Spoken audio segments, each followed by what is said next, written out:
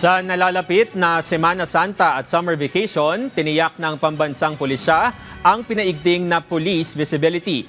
Kaugnay niyan, may paalala ang PNP sa mga uuwi sa kanilang probinsya. Si Ryan Lisiges sa sentro ng balita. Walang namumonitor na banta ang Philippine National Police o PNP para sa nalalapit na Semana Santa at summer vacation ngayong taon. Pero hindi daw nagpapakakampante ang PNP. Kaya naman, simula March 29 ay itataas na sa heightened alert ang buong hari ng PNP na magtatagal hanggang May 31. Nagdagdag rin ang PNP ng bilang na kanilang ipapakalat ng mga pulis. Ayon kay Directorate for Operations Tourist and Safety Protection Section Chief, Police Captain Ami Chiu, aabot sa halos 60,000 na mga pulis, kabilang na ang force multiplier at iba pang law enforcement group ang kanilang ipapakalat sa mahigit 3,000 mga pasyalan at iba pang places of convergence. Sa naturang bilang, nasa 39,540 ang mga pulis.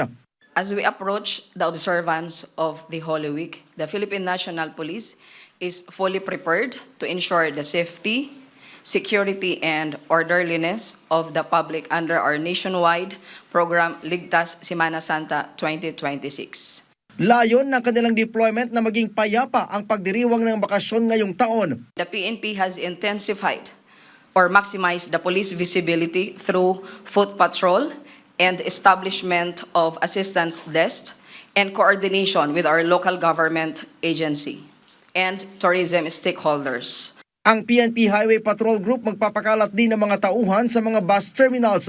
Ito'y upang masigurong nasa maayos itong kondisyon at handa sa mahabang biyahe. Noong 2025 kasi, umabot sa 36,000 ang naitalang aksidente sa kalsada kung saan karamihan sa mga ito ay human error ang dahilan. Tuloy-tuloy yung cooperation natin with the local government unit and other local police para maiwasan yung mga ganitong aksidente ulit. Of course, it will be a shared responsibility po. Cooperation pa rin ng ating mga kasama, ang ating mga mamamayan, lalo na mga nagmamaneho. May bili naman ang National Capital Region Police Office o NCRPO sa mga uuwi ng probinsya para magbakasyon ngayong Holy Week.